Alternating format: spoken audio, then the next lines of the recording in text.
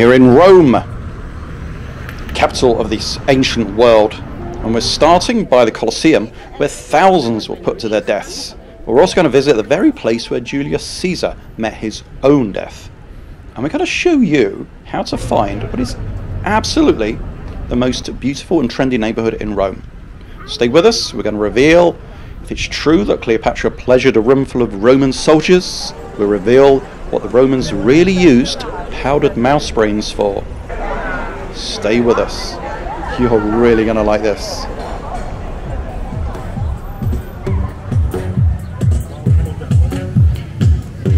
So there in the distance you can see the Colosseum. Colosseum, by the way, that we all name incorrectly. I know, I've just done it.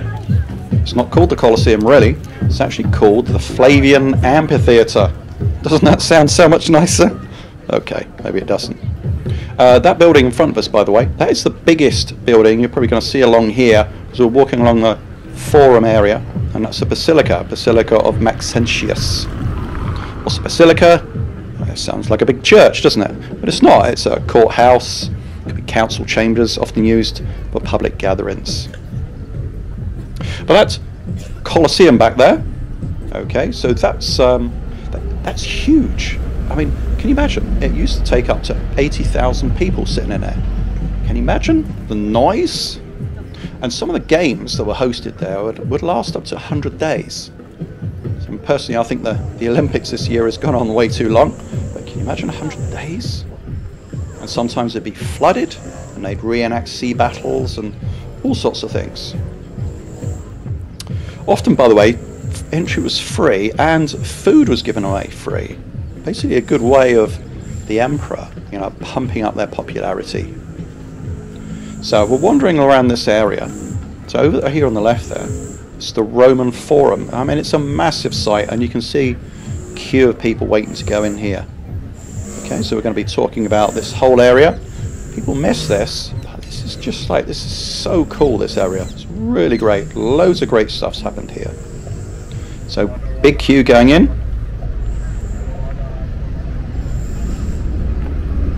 That boxy building just to the left of us, okay, is the Antonius and Faustina Temple.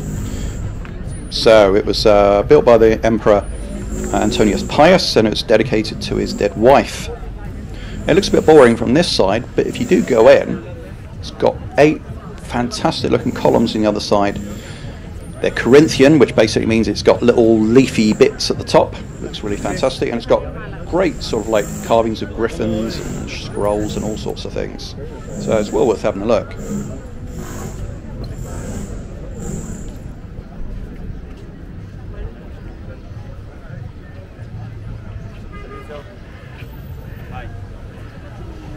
Behind that sort of area too, okay, we're not going to really see clearly from here actually. Let's have a look. Let me see. Well, you might be able to just see over there. So we've got the Temple of Vesta, right? Not as in the Curries. Temple of Vesta. Vesta was the goddess of fire, by the way, very important. And also, just over to the left, you've got the House of the Vestal Virgins. All right, okay, that got your interest, didn't it? I can see. So who were the Vestal Virgins? They had a really important job, So they were priestesses. Hello, mate. No, sorry. They were really important because they maintained the sacred fire in the temple. Okay, and that was vital because basically they thought that the basic prosperity of the whole of Rome was at stake if that fire went out. And they were hired, they were employed for 30 years, and they were awarded. They got lots of special privileges that weren't available to other women, like voting, for instance. I know, seems a bit backward now. They could own property, all that sort of thing. Pretty weird. But being a virgin, maintaining their virginity was crucial. If they broke that vow, and you should just see over the back there.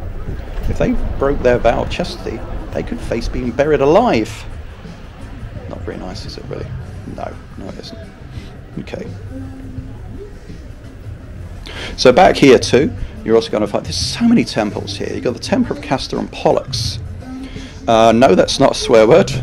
They were the 2 sons of Zeus. Okay, and it's really old. I mean, certainly by Roman standards even, that's like 2,500 years old. And it's kind of interesting when you start reading about the Romans, you realise that they had gods for every aspect of life. Okay, and they Castor and Pollux were considered the protectors of sailors, and they were linked to cavalrymen and the horses too, not in a weird way. Yep, nice one. See if we manage to keep that one in. In general, yeah, so Castor and Pollux really sort of symbolised brotherhood, loyalty, you know, heroic guys going out doing things like that.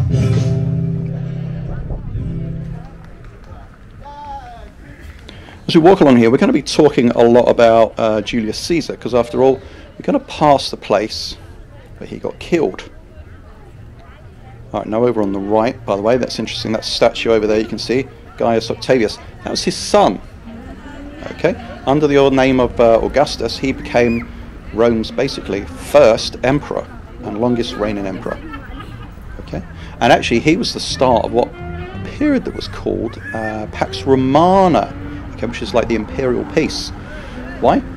Well, you know, I think you can guess, there wasn't a lot of war around, and that whole building area behind it, yeah, that's the Forum of Augusta. And a forum, what's a forum? Well, it's a public central space, it's a meeting space, isn't it? Like a piazza or a square.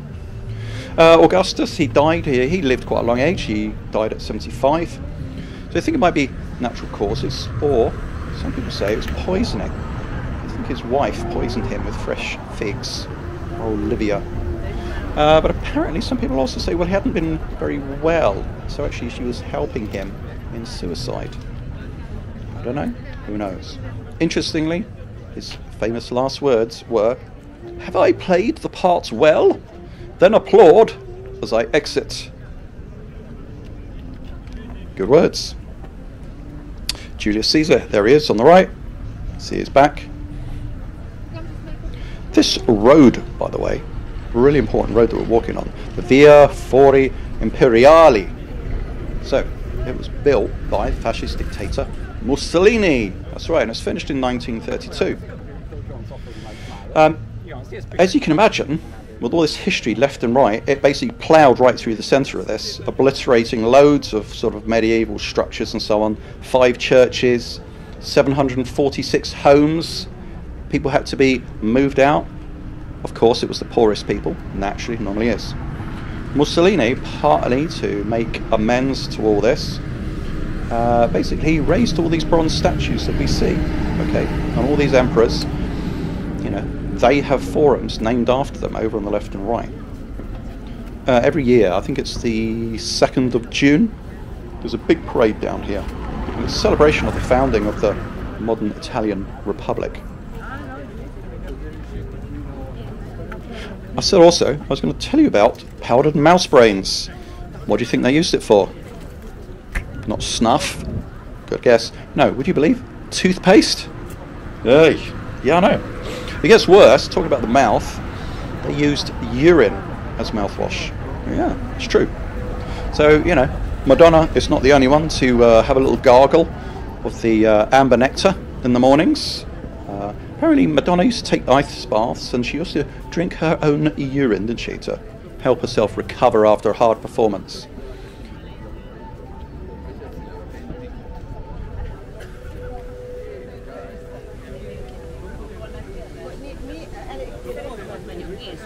Swing around for another view.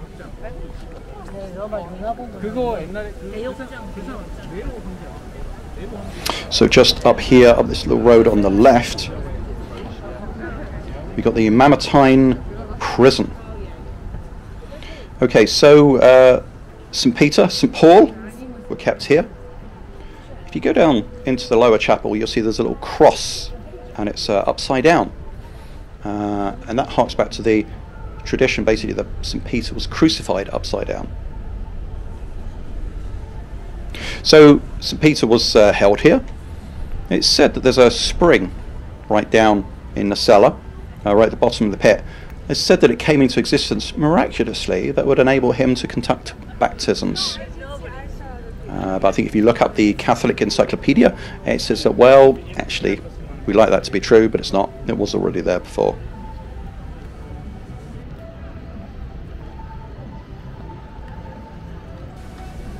Talking about Julius Caesar and the Colosseum back there. Here's a little question for you. How many people did Julius Caesar have killed there? Okay, was it 100 people? Was it 1,000? Or was it 10,000? Okay, it's a trick question. None of those, all right? Because it wasn't built until after he was dead. It wasn't an empire at that stage. It wasn't a republic. Here's another question for you, though. Okay, Caesar. All right. Well, at least how many Christians, though, did he have killed in his lifetime? Again, the answer is none. And why?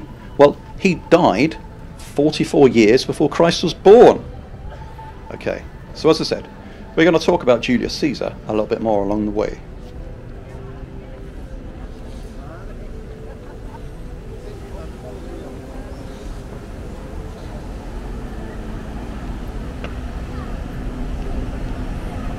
Square around here in a minute is Piazza Venezia. Venezia is in Venice, I'm guessing. We'll talk a little bit about this.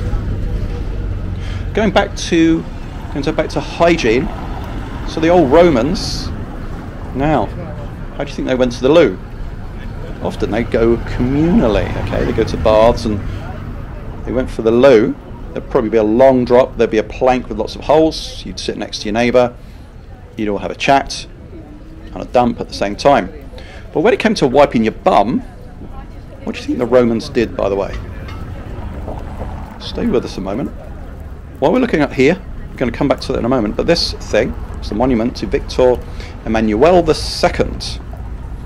So who was he? He was basically the first king of unified Italy. And also, this building too encapsulates the tomb of the Italian unknown soldier. And there's an eternal flame here. Okay, I remember we were talking about the Vestal Virgins and an eternal flame, a little bit like that. And so the tomb of the Italian soldier really is a shrine. It represents, as it does in other countries, you know, all the fallen, the missing, the wars.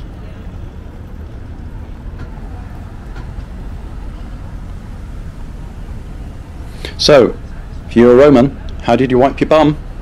Well, what you'd do is you'd have a stick. There'd be a stick in a little pot.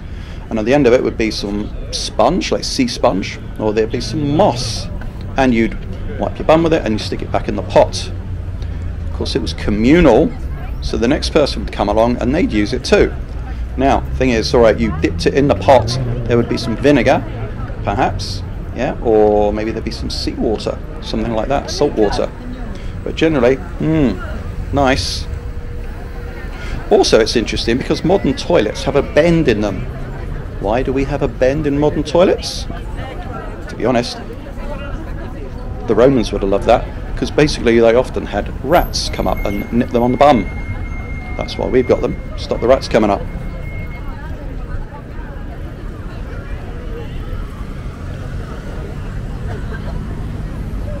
So this is a pretty hot day today. You know what? I'm going to put up with it just for you. There's traffic. Oh, the fountains. See one fountain here. So the two fountains, they represent the two major Italian seas. You've got the Adriatic and the Tyrrhenian Sea. I think that's how you say it. Lovely. And up there, you can just about see Victor Emmanuel riding his horse. Hello, give him a wave. You often see leaders sitting on horses. Why is that? Well, one, it makes them look taller, especially if you're a little bit short.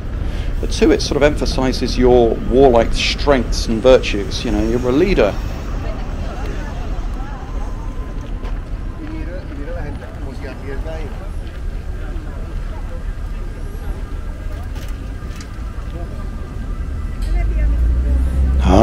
Rome.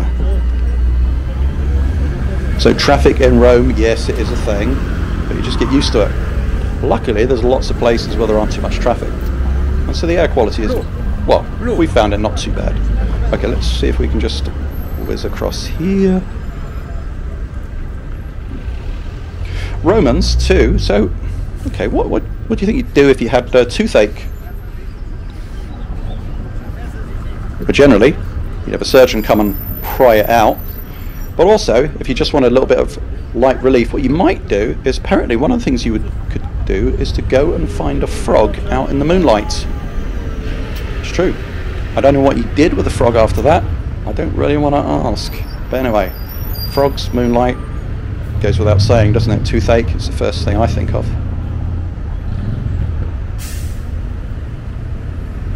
So we're on our way, by the way. We're going to heading to the place where Julius Caesar met his death. He was assassinated. We're going to talk about that in a bit. It's really interesting.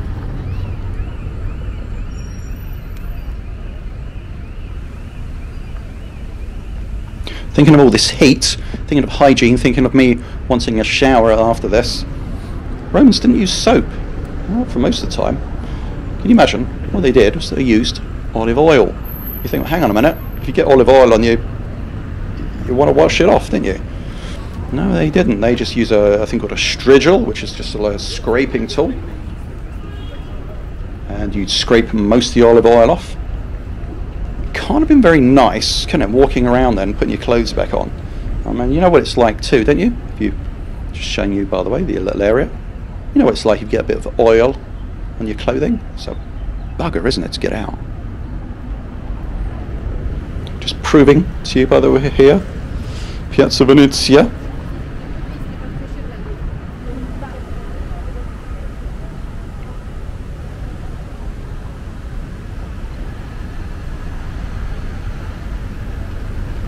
The Romans were pretty dab hands at surgery. I suppose when you think of all the fighting that was going on, all right, all the battlefield injuries, they had to learn pretty quickly.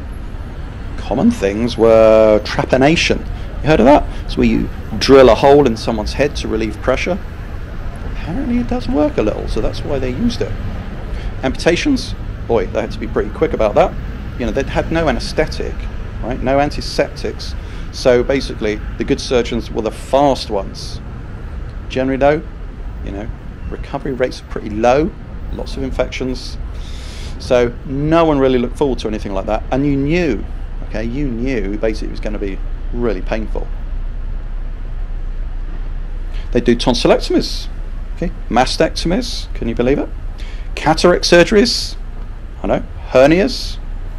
Dental work, you could get some dental work done. They'd sometimes give sort of implants, and they might use gold wire to repair loose teeth. They might use a bit of ivory or a bit of bone to make a bridge. Yeah, it's pretty impressive. They did a little bit of sort of plastic surgery too, by the way. Did a bit of facial work, removing growths, things like that. The most common operation though, and I can't believe this, appears to be sort of male D circumcision. Right, which is basically undoing circumcision. And why would you do that? Well, it seems to be people hanging around in the Roman baths with everything all to be seen by everyone else. It's like, okay, they wanted to improve the look of the downstairs department. Anyway, come on, let's head down here. So we're going to be taking Via degli Astali and Via del Plebiscito. And where we're heading to is Lago de Torre Argentina.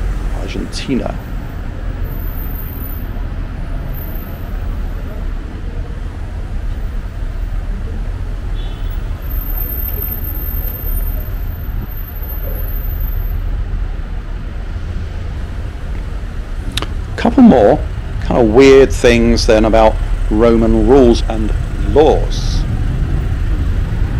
So apparently, if you killed a parent or close family member, you would be put in a sack with various live animals and you'd be thrown in the water to drown. Okay, kind of peculiar, I know. I think the idea, by the way, let's just have a look at the tops, by the way. Just a lovely bit of architecture, isn't it? I do love a little bit of architecture, and if you're coming basically to the capital of one of the ancient world civilizations, it pays to look up sometimes. Although right now I'm just looking over at the gelato stand over there. Yes, so anyway, right, So basically, you killed a family member. That was so heinous a crime that you shouldn't be allowed to touch or even die on good, honest Roman soil. So that's why you'd be chucked in the water to drown. Some of the writings say that it wasn't just any old wild animals. They'd say they'd stick a snake, a monkey, a dog, and a rooster. I don't know what would happen if you didn't have all four. I'm sure, you know, they'd come up with something at hand, wouldn't they, really?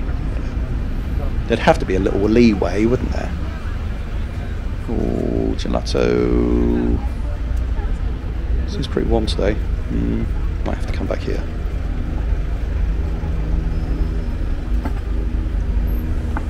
Roman families.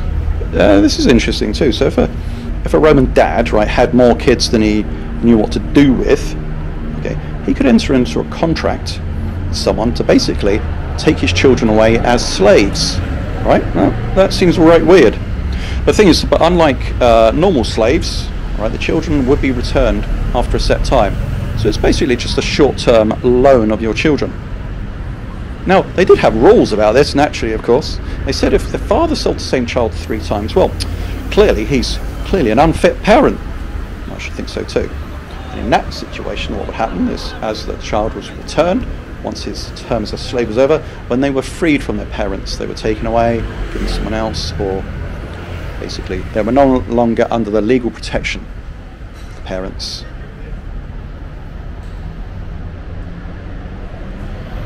Talking about slaves now, slaves look forward to the festival Saturnalia in particular. Why would they?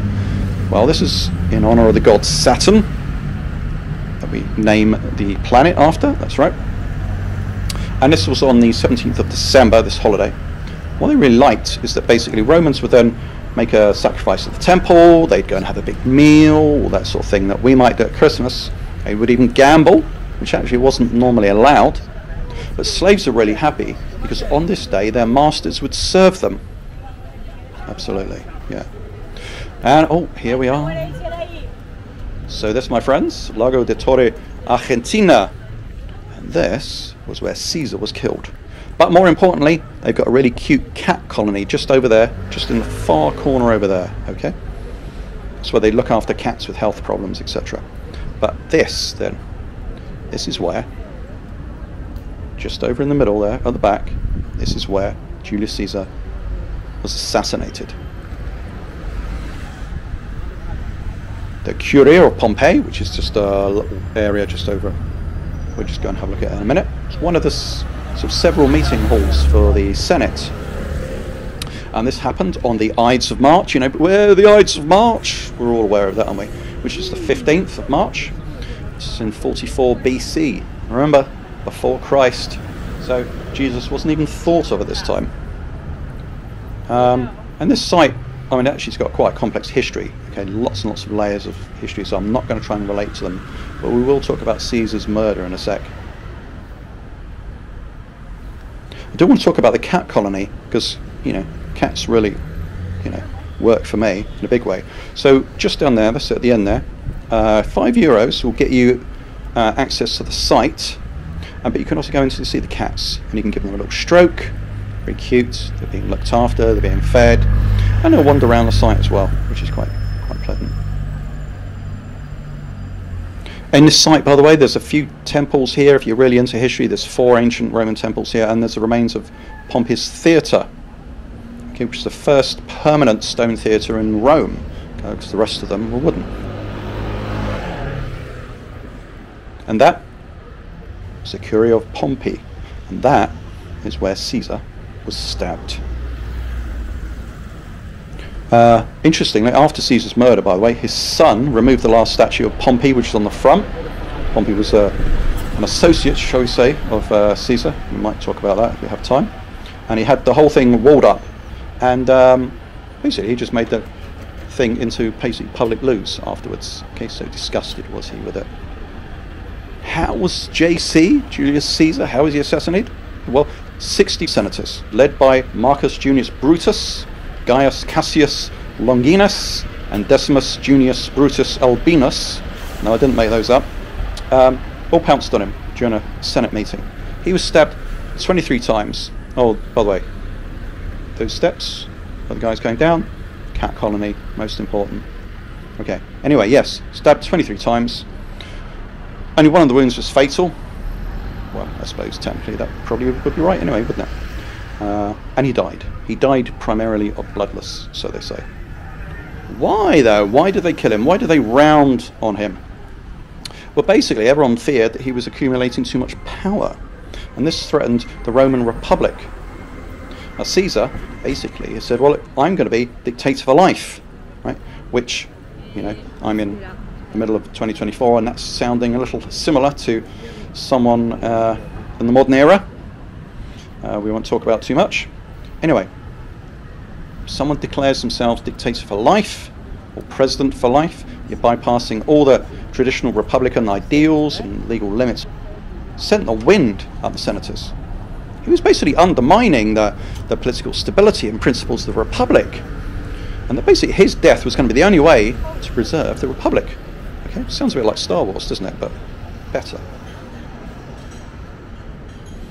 Unfortunately, though, yeah, he got killed, but it didn't actually restore the Republic. Ironically, it led to a series of civil wars, ultimately resulting in Octavian, who was basically Caesar's, well, officially he was his grandnephew, but effectively he became his adopted son. Yes, and then basically Octavian was the start of the transition from the Roman Republic to the Roman Empire, where you've got an emperor leading it. So, didn't quite work out, did it?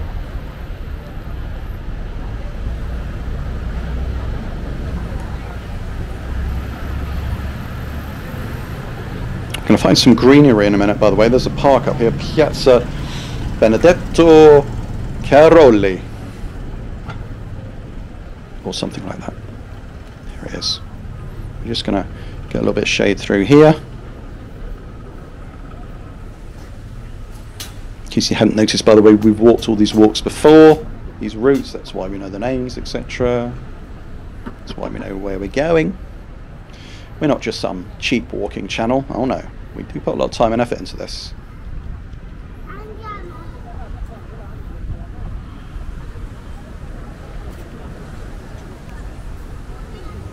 I mentioned Cleopatra earlier. What's Cleopatra got to do with all this? Well, she had a relationship, didn't she, with Julius Caesar? And it wasn't just, you know, sort of a personal relationship. Sort of, you know, when you think of different dynasties, she was a pharaoh, was she, of Egypt. So basically, two leaders. Basically, it was a sort of a pact of peace as well, wasn't it, between the two countries? So why then would people say, oh, that she had pleasured a room full of Roman soldiers? Well, that's probably untrue. And why? Because the people who wrote those rumours really had an interest in painting her in a bad light.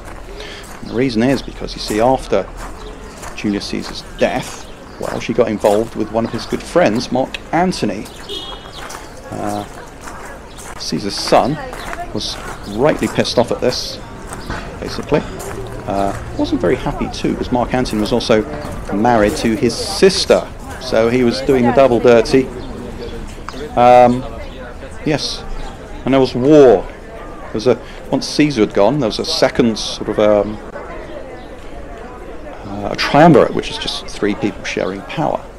Okay, they started off with Mark Antony, who was his right-hand man, really, his son Octavius, and then close ally Marcus Lepidus.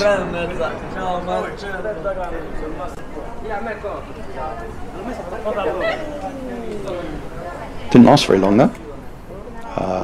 Marcus Lepidus got removed from power. So basically they left only Mark Antony and Octavius, who basically started fighting against each other. You know, it's very hard to share power, isn't it, really? Anyway, Mark Antony started an affair, Cleopatra, his forces, and therefore Cleopatra's forces, fighting against Octavius. Well, Octavius won. Antony and Cleopatra, they got defeated. Apparently, when Antony and Cleopatra realised they were going to lose, they decided they would die rather than allow themselves to be captured. Oh, hang on a second. Wow, look at that. So I just wanted to get that door in because we walked down here earlier, just to make sure we see that. Brilliant. Anyway, yes, so rather than allow themselves to be captured, Mark Antony, believing his love Cleopatra was already dead, stabbed himself. Does this sound familiar, by the way? However, Cleopatra was still alive, and he died in her arms. And Cleopatra also then ended her own life by allowing a poisonous snake to bite her. So, does this sound familiar? Yes. Well, basically, Shakespeare based Romeo and Juliet on Mark Antony and Cleopatra. It's true.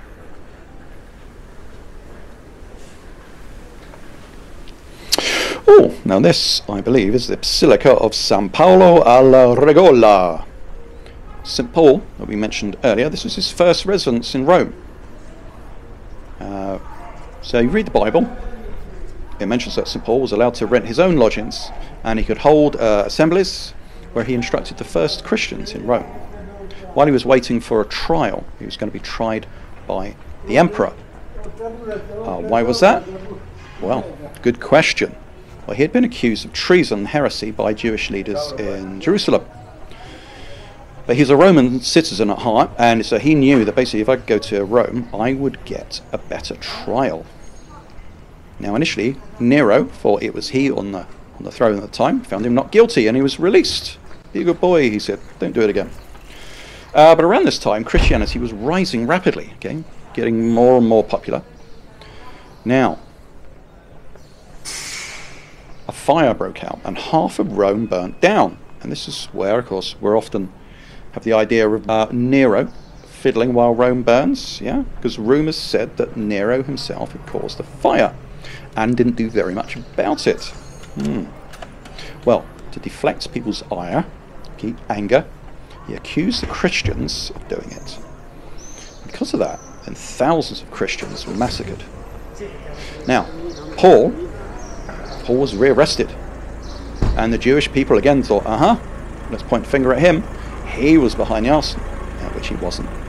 So this time, he was treated much more harshly. Oh, look at that.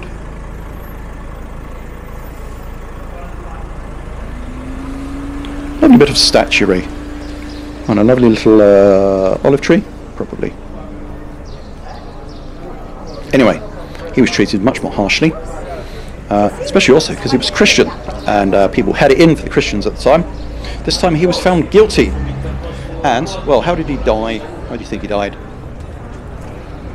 Well, he was beheaded. And why? Why was he beheaded, not crucified? Well, because he was a Roman citizen, okay? So beheading was deemed fit for a Roman citizen, but people who are less than Roman citizens, that's where crucifixion would come in. So crucifixion for the Christians, beheading for the Romans. So this is Via de Patinari. I love all the textures. I love the cobbles, I love the buildings, I love the lighting. Look at those door knockers. Stop it, please. I said, by the way, we're heading to the most beautiful neighbourhood in Rome, and it's just across the water, and we'll show you a bit of it. I know you can't wait, just be patient.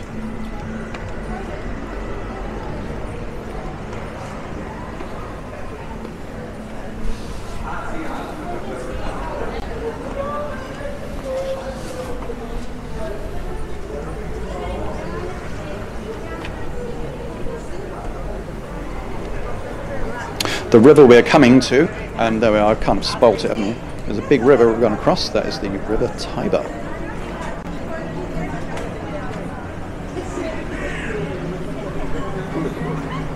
The bridge we're taking over, that is a footbridge, so no traffic.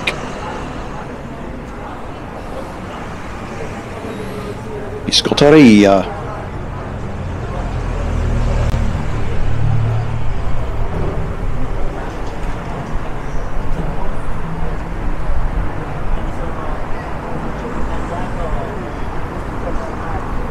Here we go.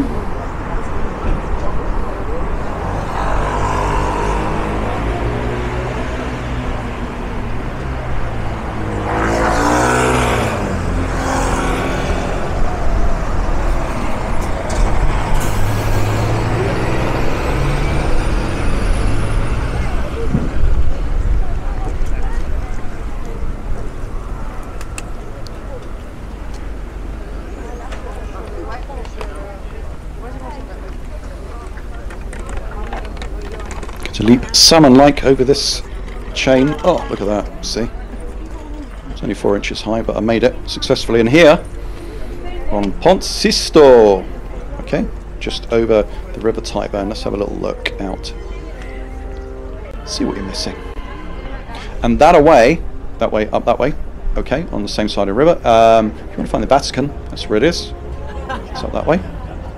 So you can follow that if you like. You can walk along the river.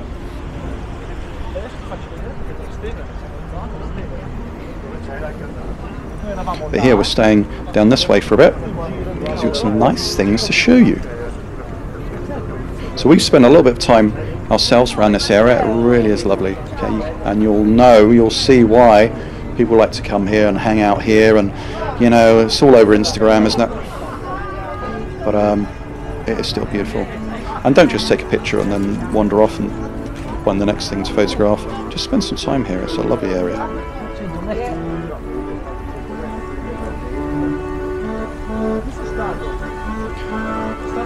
This bridge goes back to, I don't know, I'm making up a number, 1479. Or actually, no, it was 1479, yeah. Okay. And this is taking us into Trastevere. Right, you've probably heard of Trastevere, have you? Yeah, of course you have. So it was the 13th district of Rome. So when the first emperor, Augustus, and that's also known as Octavian, Julius Caesar's son, or adopted son, or really grandnephew. It's not that complicated, honestly. Okay, he set out the 14 regions of Rome. Trastevere here was the only one on this side of the river. But it's always been an important community here. It's been an important Jewish community, certainly here, and there still is. Julius Caesar had a villa on this side. Shows you how nice it must have been. And that thing there is the fountain of Ponte Sisto, being the bridge. It goes back to Pope Paul V. I don't know if you're into popes. Built in sort of 1600, 1613, I think it was. The coat of arms on there, if you go back and have a look. Eagle and dragon.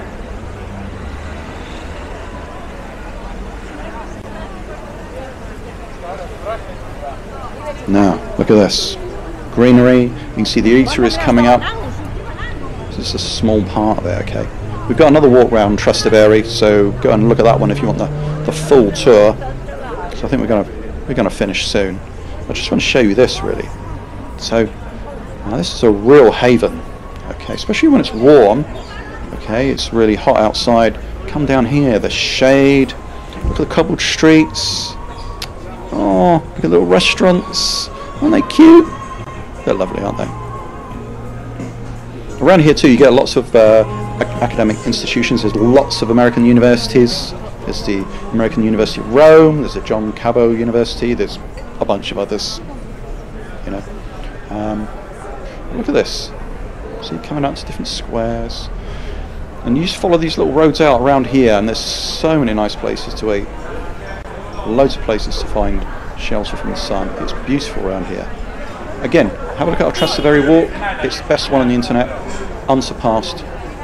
But here, we're going to leave you. So this is Piazza di San Giovanni della Malva.